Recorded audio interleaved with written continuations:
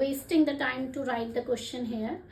हो सकेगा तो मैं साइड में पेस्ट कर दूंगी क्वेश्चंस को, बट अभी के लिए मैं क्वेश्चन को रीड कर रही हूँ।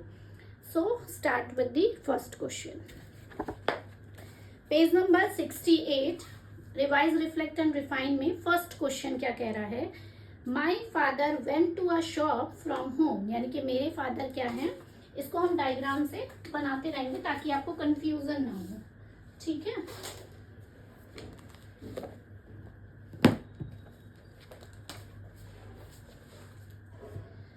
क्या कह रहा है, my father went to a shop from home which is located at a distance of 250 metre on a straight road, यानी कि ये होम था, ठीक है, और ये शॉप थी, और इनकी जो डिस्टेंस दे रखी है वो 250 मीटर दे रखी है। फर्स्ट लाइन में यही बोला है, on reaching there he discovered that he forget to carry a cloth bag. Father ji थे, ठीक है, ये फादर हैं, ये घर से कहाँ गए, शॉप पे गए, लेकिन शॉप पे याद आया कि मैं बैग लाना तो भूल गया हूँ, ठीक है। He came home to take it, went to the shop again, फिर वो घर आए, ठीक है, यानी कि 250 मीटर इन्होंने डिस्टेंस फिर कवर किया, घर से बैग लिया, फिर शॉप पे आ गया, ठीक है, फिर आपका शॉप पे आ गया। Went to the shop again, bought provisions and come back home. How much time was the total distance traveled by him? What was his displacement from home? तो कहानी क्या है, कहानी ये है कि पिताजी हैं, पिताजी घर से कहाँ गए, शॉप पे गए, उनको याद आया कि मैं अपना बैग भूल गया हूँ, फिर वापस दुकान से घर गए, फिर घर से बैग उठाया, फिर शॉप गए और वापस घर आ गए, जो भी उनको प्रोविजन लेना था। तो आपसे इस क्वेश्चन में पूछा है कि डिस्टेंस और डिस्प्लेसमेंट की वैल्यू क्या होगी, क्लियर। तो अगर मैं डिस्टेंस निकालूं, डिस्टेंस क्या होता है, डिस्टेंस होता है टोटल डिस्टेंस कवर्ड बाय, है ना, कवर्ड बाय एन ऑब्जेक्ट और कवर्ड बाय एन पर्सन। तो यहाँ पे देखो कितनी बार है, 250 प्लस 250 प्लस 250 प्लस 250, तो टोटल डिस्टेंस कितनी हो जाएगी, जोड़ दो,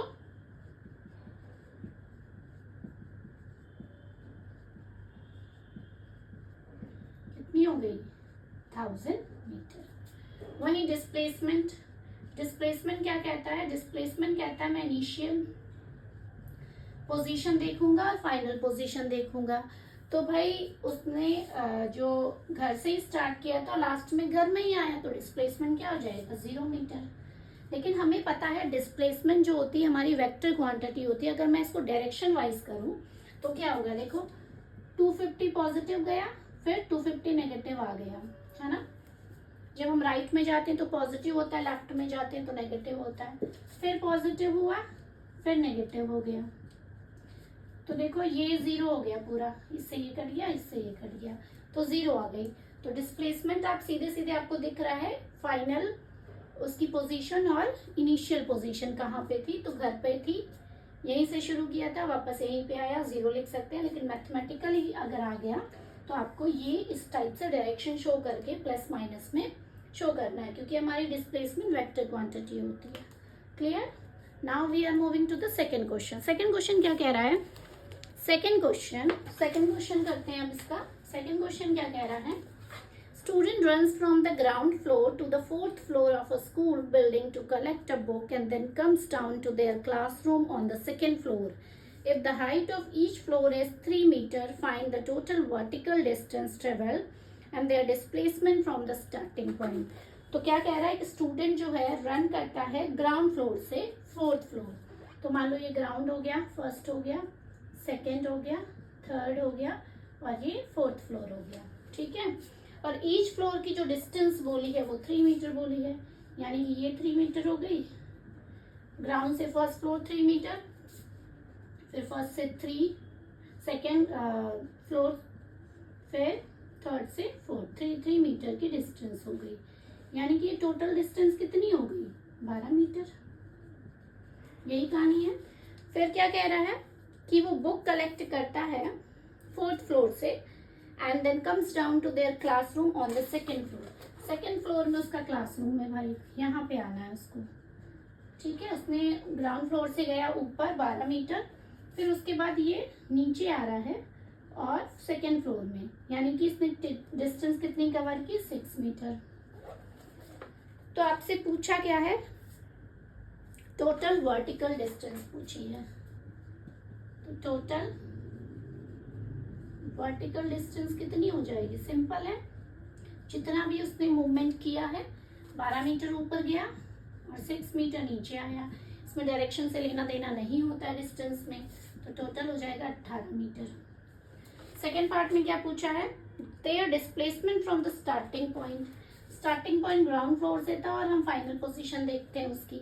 फाइनल पोजीशन हमारी कितनी, कहाँ पे, वो 6 पे है, तो ये डिस्टेंस कितनी है, 6 मीटर। तो हमारा डिस्प्लेसमेंट क्या आ जाएगा, 6 मीटर। अगर हमें इसे मैथमेटिकली करना हो तो कैसे करेंगे, देखो पॉजिटिव 12 मीटर ऊपर गया अपवर्ड कंडीशन में, फिर -6 नीचे आया है, तो कितने हो जाएगा, positive 6 metre will be your answer. तो ये आपका मैथमेटिकली हो गया। और डायरेक्टली आप ऐसे लिख सकते हो कि final point minus initial point, है ना। इनिशियल पॉइंट भी आपका 0 था, 6 फाइनल पहुंचा, 6 - 0 तो 6 मीटर हो जाएगा displacement. Clear? Now moving to the third question.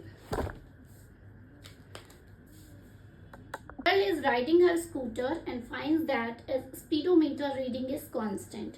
यानी कि एक लड़की है, स्कूटर चला रही थी, उसका स्पीडोमीटर दिखा रहा है कि कांस्टेंट है, मतलब उसकी जो स्पीड है वो पूरी राइडिंग में कितनी थी, कॉन्स्टेंटली थी।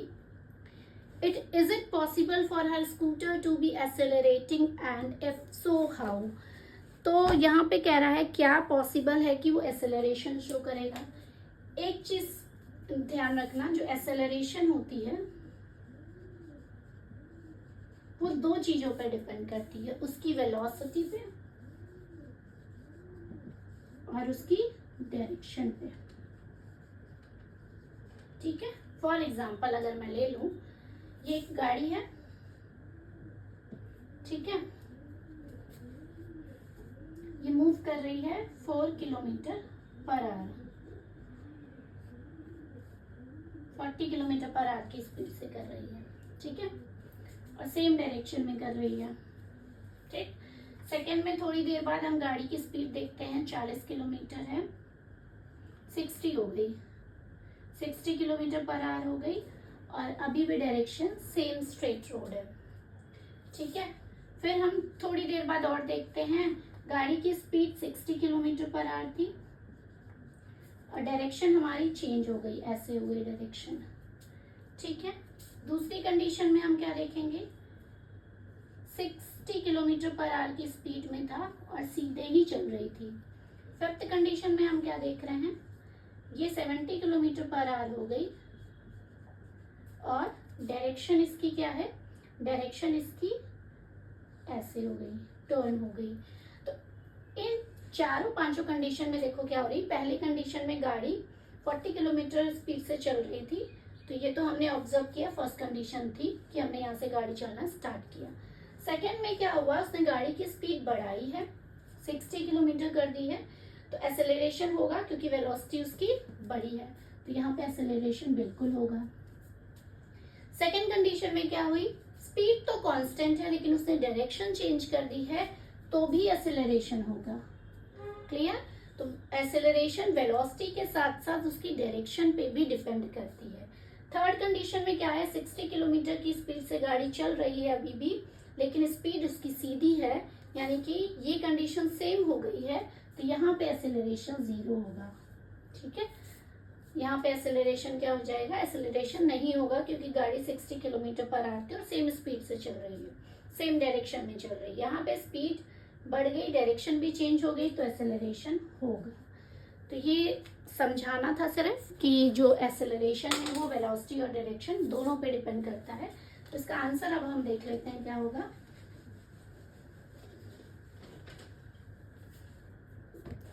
क्या पूछा है, is it possible for her scooter to be accelerating and if so how. हाँ बिल्कुल, उसकी स्कूटर एसेलरेशन में हो सकती है, ठीक है। Because acceleration is also depend on direction, है ना, जैसा भी मैंने समझाया। सिर्फ इसमें आपको यही बताना था कि एक्सेलरेशन वेलोसिटी के साथ साथ डायरेक्शन पे भी डिपेंड करती है। अगर वेलोसिटी उसकी कांस्टेंट है तो डायरेक्शन अगर चेंज हुई है तो एक्सेलरेशन उसका चेंज हुआ होगा। Clear? Now we are moving to the fourth question. Question number 4 कह रहा है a car starts from rest, यानी कि जो कार स्टार्ट कर रही है वो रेस्ट से कर रही है, तो u इज इक्वल टू हो जाएगा 0, है ना, रेस्ट से। And its velocity reaches, final velocity उसकी कितनी दे रखी है, दैट इज 24 मीटर पर सेकेंड इन 6 सेकेंड, और जो टाइम दे रखा है वो 6 सेकेंड दे रखा है। Find the average acceleration and distance travelled in these 6 second. तो आपको एक्सेलरेशन फाइंड आउट करना है और डिस्टेंस फाइंड आउट करना है, ठीक है। तो यहाँ पे क्या करेंगे हम, फॉर्मूला क्या लगाएंगे, सिंपल। हमारा एक्सेलरेशन का फॉर्मूला क्या होता है, a is equal to v minus u upon t. हमें इनिशियल वैल्यू, फाइनल वेलोसिटी पता है v हो गई, और आपकी इनिशियल 0 हो गई, टाइम 6 सेकेंड हो गया, तो 24 डिवाइडेड बाय 6, तो कितना हो जाएगा 4 मीटर पर सेकेंड स्क्वायर। और क्या पूछा है आपसे, डिस्टेंस पूछी है। तो डिस्टेंस के लिए फॉर्मूला क्या होता है, या तो आप इक्वेशन, 3 इक्वेशन होती है, कौन कौन सी, v is equal to u plus a t, s is equal to u t plus half a t square, v square is equal to u square plus 2as। अब देखो हमें ये सोचना पड़ेगा कि कौन सा इसमें इक्वेशन लगेगा। फर्स्ट इक्वेशन अगर हम लगाएंगे तो उसमें डिस्टेंस तो है नहीं आपका, तो फर्स्ट इक्वेशन नहीं लग सकती। आप सेकेंड या थर्ड इक्वेशन में से कोई भी इक्वेशन लगा दो। तो चलो हम सेकेंड इक्वेशन लगा लेते हैं, you t plus half a t square. S की वैल्यू हमें निकालनी है, यू की वैल्यू 0 है और टी की वैल्यू हमारी 6 है, हाफ ए की वैल्यू हमने निकाल ली है, दैट इज 4, और टी की वैल्यू कितनी है, 6 है, तो 6 का स्क्वायर हो जाएगा, क्या हो जाएगा, s is equal to 0 plus half into 4 into 36, इसको इससे काटो, एस इज इक्वल टू क्या हो गया, 36 गुना 72 मीटर। This will be your answer. Clear? आप थर्ड इक्वेशन भी लगा सकते हो, v की वैल्यू 24 रखो। अगर हम v की मान लो अगर हम ये वाली इक्वेशन लगाते हैं तो v की वैल्यू 24 का स्क्वायर हो जाएगा, u का 0 प्लस 2a हमें पता है, 4s की वैल्यू निकालनी है, तो ये होता है 576, 0 का 0 ही हो जाएगा, ये हो जाएगा 8s, तो s की वैल्यू क्या आ जाएगी, 576 डिवाइडेड बाई 8, काटो 8 से, 8 7 56, कैरी लगा 1, 8 दूना 16, 72 मीटर। तो चाहे आप सेकेंड इक्वेशन लगाओ या थर्ड इक्वेशन लगाओ, दोनों में डिस्प्लेसमेंट है, तो दोनों से ही आपका हल निकल आएगा, ठीक है। Now we are moving to the fifth question. Fifth question, एक motorbike moving with initial velocity 28 meter per second and constant acceleration stops after traveling 98 meter। constant acceleration है, ठीक है। तो यहाँ पे देखो u की वैल्यू कितनी है, दैट इज 28 मीटर पर second, and constant acceleration stops, गाड़ी रुक जा रही है, यानी कि 0 हो जा रही है इसकी फाइनल वेलोसिटी। कितना ट्रेवल कर रहा है, डिस्टेंस कितना ट्रेवल कर रहा है, दैट इज 98 मीटर। तो एक्सेलरेशन आपको निकालनी है और टाइम भी निकालना है कि कितनी देर बाद गाड़ी रुकी। तो यहाँ पे हम सबसे पहले एक्सेलरेशन निकालने के लिए हम कौन सा फॉर्मूला यूज करेंगे, तीनों इक्वेशन में यहाँ लिख रही हूँ, u प्लस ए टी, फिर उसके बाद हमें s is equal to u t plus half a t square, v square is equal to u square plus 2as। तो अपने आप बताओ कौन सा फॉर्मूला लगाया जाएगा, हमें v पता है, u पता है, s पता है, a निकालना है। तो ये नहीं लगा सकते क्योंकि ना हमें a पता है ना t पता है। सेकंड भी हम अभी नहीं लगा सकते क्योंकि इसमें s भी नहीं पता है, हमें a भी नहीं पता, सॉरी s तो पता है, t नहीं पता और a भी नहीं पता है। तो थर्ड इक्वेशन हम लगा लें। थर्ड इक्वेशन लगाएंगे तो वी यू पता है, एस की वैल्यू पता है, ए की वैल्यू निकल आएगी। पी की वैल्यू आपकी 0 है, यू की वैल्यू आपकी 28 का स्क्वायर प्लस 2, ए की वैल्यू हमें फाइंड आउट करनी है और एस की वैल्यू 98 है। ठीक है, तो यहाँ पे हमारा 0 हो जाएगा और इसकी 28 का स्क्वायर होता है 784 प्लस मल्टीप्लाई करो 16 कैरी लगा हुआ 18 19। ठीक है, तो ये हो जाएगी आपकी, क्या हो जाएगी 196 इक्वल टू 784 माइनस में, है ना, फिर -784 डिवाइडेड बाय 190 -4 मीटर पर सेकेंड स्क्वायर। अब हमें टी की वैल्यू फाइंड आउट करनी है। फर्स्ट इक्वेशन भी लगा सकते हैं हम, सेकेंड भी लगा सकते हैं। फर्स्ट इजी है तो यही लगाते हैं, v is equal to u plus 80। v की वैल्यू 0 है, u की 28 है, a की वैल्यू अभी हमने -4 निकाला है और टाइम हमें निकालना है। तो ये हो जाएगा 28 - 4t, 4t इक्वल टू हो जाएगा 28, तो t की वैल्यू आ जाएगी 28 डिवाइडेड बाय 4, यानी 4 7 जा 28, 7 second will be your answer. Clear? तो ये था solution number 5th। Now we are moving to the question number 6th। Number 6th, figure 4.27। ये ग्राफ आपकी एनसीईआरटी की बुक में दिया है, ये आपका टाइम शो कर रहा है सेकेंड में। ठीक है, फिगर दिया हुआ है 4.2 shows a position time graph. This is the position and this is the time graph. Clear? 2 object हैं A और B। जो ब्लैक वाला मैंने शो किया है वो A ऑब्जेक्ट है और जो ब्लू कलर का है वो B, that are moving along the parallel track। Parallel track में मूव कर रहे हैं सेम डायरेक्शन में। Do object A and B ever have equal velocity? Justify your answer। तो वेलोसिटी किस पे डिपेंड करती है, यानी कि स्पीड किस पे डिपेंड करती है? स्पीड डिपेंड करती है उसके स्लोप पर। ठीक है, देख के ही पता चल रहा है स्लोप किसका ज्यादा है। अगर मैं इसको मिलाती हूँ, ठीक है, ये हमारा स्लोप किसका होगा, ये हमारा बन जाएगा बी का। तो बी की देखो परपेंडिकुलर अपॉन बेस, बेस तो हम इक्वल ले सकते हैं लेकिन परपेंडिकुलर क्या है, स्लोप इज इक्वल टू क्या होता है, परपेंडिकुलर अपॉन बेस। तो इसका परपेंडिकुलर जो लाइन है वो छोटी है। ठीक है, मान लो हम यहाँ पे मान लेते हैं 10 20 30 40 50। तो अगर मैं इसकी परपेंडिकुलर लाइन देखूं तो 40 से और इसको 60, ठीक है, ये मानूं तो ये 20 ही आ रहा है ना, 20 मीटर ही इसका परपेंडिकुलर आ रहा है अगर मैं मान के चलूं कि ये स्केल दी होगी। ठीक है, तो यहाँ पे सिर्फ आपको इतना लिखना है कि इक्वल वेलोसिटी नहीं होगी, because velocity that is depends on the slope and slope क्या होता है, परपेंडिकुलर अपॉन बेस। क्योंकि ए को अगर हम मिलाते हैं, सॉरी बी को अगर हम मिलाते हैं तो उसका परपेंडिकुलर छोटा आ रहा है। और देखो बी का परपेंडिकुलर यहाँ से लेकर 60 तक है, तो ये परपेंडिकुलर 60 हो गया ए का। तो स्लोप किसका ज्यादा होगा, बी का स्लोप कम होगा एज कंपैरिजन टू ए। तो स्लोप ए ग्रेटर है, slope A is greater than slope B. तो वेलोसिटी इक्वल नहीं हो सकती। क्लियर? बस आपको यही लिखना है, स्लोप पे डिपेंड करता है। बी का स्लोप स्मॉलर है as comparison to A, so यहाँ पे A and B not ever have equal velocity. Clear? Now we are moving to the 7th. Graph in figure 4.28. देखो 7th क्वेश्चन में graph दिया हुआ है, ये आपको shows the change in position with the time, यानी कि ये दिखा रहा है कि पोजीशन टाइम के साथ पोजीशन चेंज हो रही है for 2 object A and B moving in a straight line। 0 to 10 second में choose the correct option। तो ये जो आपका है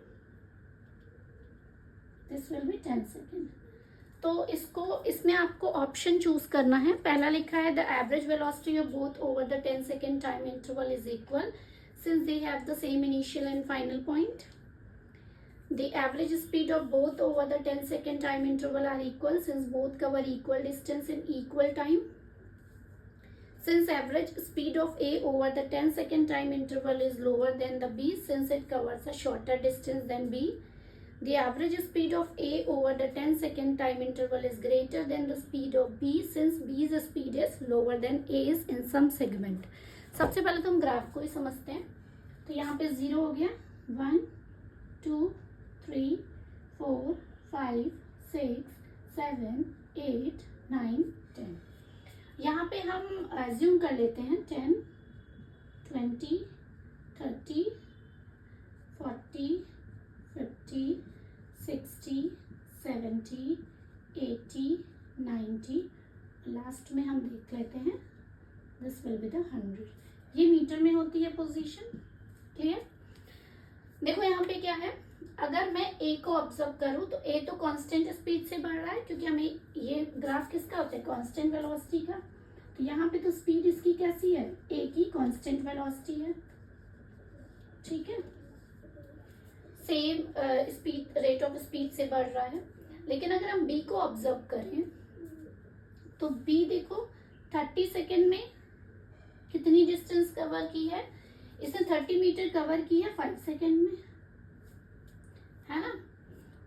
और अगर हम इसकी बात करें तो इसने कितने सेकेंड में कर ली है, इसने यहाँ पे 30 सेकेंड क्या मानूंगी इसका, ये इसने 30 सेकेंड की है 3 सेकेंड में. ए वाले ने 30 सेकेंड में 30 मीटर कवर किया है 3 सेकेंड में. लेकिन बी को अगर हम ऑब्जर्व करें तो उसने 5 सेकेंड में 30 मीटर डिस्टेंस कवर की है. फिर हम इस पॉइंट में आ जाते हैं, ये आपका 9 है. ठीक है, 9 में इसने कितना कवर कर लिया है, 70 मीटर. ठीक है, और अगर ए वाले को ऑब्जर्व करें तो उसने 70 मीटर कितने सेकंड में तय कर लिया है, 7 में. फिर ये दौड़ा और अचानक से पहुंच गया. तो इस ग्राफ में क्या दिख रहा है, दोनों की स्पीड टाइम इंटरवल में अलग अलग थी, लेकिन दोनों की इनिशियल पोजीशन और दोनों की फाइनल पोजीशन सेम थी. बीच में किस स्पीड से भागा, बी या ए कांस्टेंट से चला है, बी ने स्पीड बढ़ाई है घटाई है, स्पीड बढ़ाई है घटाई, यहाँ पे दौड़ गया. तो क्या देखने को मिल रहा है हमें, 10 सेकेंड में ही ए और बी दोनों अपनी पोजीशन पे पहुंच गए हैं. बस अंतर इतना था कि ए कांस्टेंट स्पीड से बढ़ रहा था, बी ने स्पीड बढ़ाई घटाई. ठीक है, लेकिन वो पहुंचा 10 सेकेंड में और दोनों ने इक्वल डिस्टेंस कवर की है. डिस्टेंस कितनी कवर की है, दोनों ने ही 100 मीटर कवर की है इन 10 सेकेंड में. तो कौन सा ऑप्शन इसमें करेक्ट होगा, देखो पहला ऑप्शन कह रहा है average velocity of both over the 10 second time interval is equal since they have the same initial and final point. बिल्कुल ठीक है, 10 सेकेंड दोनों ने ही टाइम लिया है, दोनों की इनिशियल और फाइनल पोजीशन सेम थी. The average speed of both over the 10 second time interval are equal.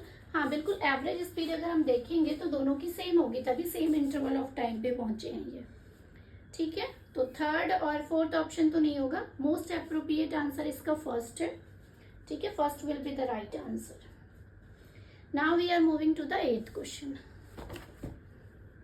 Question number 8. A truck driver driving at the speed of 54 km per hour notices a road sign with a speed limit of 40 km per hour for truck. यानी कि एक जो truck driver है उसने अपनी speed notice की कि कितनी थी, 54 किलोमीटर पर आवर थी, और जो रोड की साइड लिमिट थी वो कितनी थी, 40 kilometre per hour for truck. यानी कि जगह जगह रोड साइन लगे होते हैं, वहाँ पे लिखा था कि जो स्पीड होनी चाहिए वो 40 किलोमीटर पर आवर होनी चाहिए. He slows down to 36 kilometre per hour in 36 second.